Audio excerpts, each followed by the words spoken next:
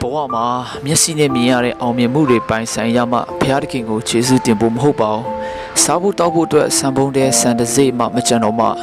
ဘုရားကိုအောင်မေတ္တိရတတ်ကြတာလေကျွန်တော်တို့လူသားတွေပဲမဟုတ်ဘူးလားဒါဆိုဘုရားအလိုတော်ကပါလဲ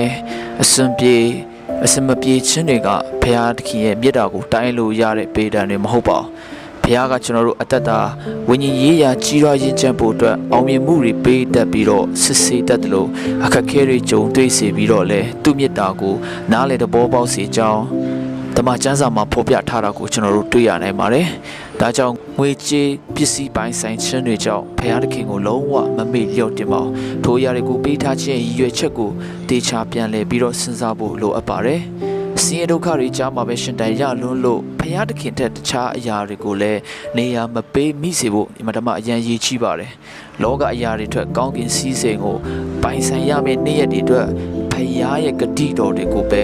ဆွဲကင်ကြဖို့ရန်အတွက်ကျွန်တော်တို့တွေဆင်ခြင်ဖို့အမြဲတမ်းလိုအပ်တာဖြစ်ပါတယ်အားလုံးပေါ်မှာဘုရားသခင်ကောင်းချီးပေးပါစေ